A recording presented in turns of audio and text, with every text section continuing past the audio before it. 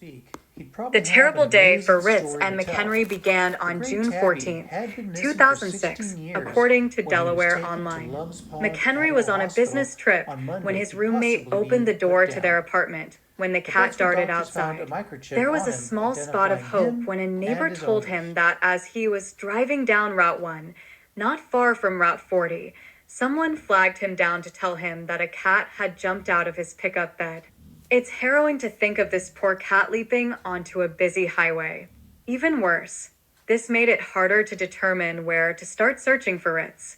As days turned to months and months to years, Jason became convinced he would never see his sweet gray tabby boy again. He married his girlfriend Liz. Her kitty Bailey was Ritz's best friend. They moved to Annapolis and now have 2 children. Bailey and another kitty they adopted since Ritz's escape have died, and Jason and Liz held out little hope that Ritz was still alive. Fate stepped in and, unbelievably, Jason received a text showing that Ritz was, in fact, still alive. He had an injured back leg and had been taken to the vet and was on the verge of being put down. Then someone found a microchip. How did this cat manage to survive in the wild for all these years? The last time he'd ever been seen was when he leaped out of that truck bed. I'm guessing this kitty had to be pretty smart when you consider Delaware has wildlife that might see him as dinner. But over the past couple of years, Ritz had a lucky break. Kind people near Lum's Pond, only 11 minutes away from Bear, fed him. Emily Russell was one of those good people.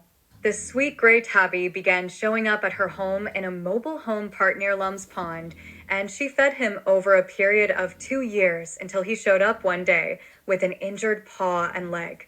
She and her father took Ritz to the vet, and that eventually led to Ritz and McHenry being reunited. Russell has been feeding 8 outside kitties, but Tom was the only one who would let her pet him.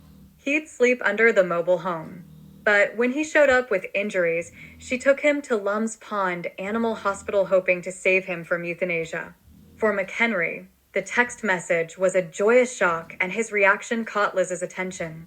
She grabbed his phone and ran upstairs and called the animal hospital. With kids in tow, Jason and Liz made their way to Delaware to the animal hospital to reunite with their beautiful cat.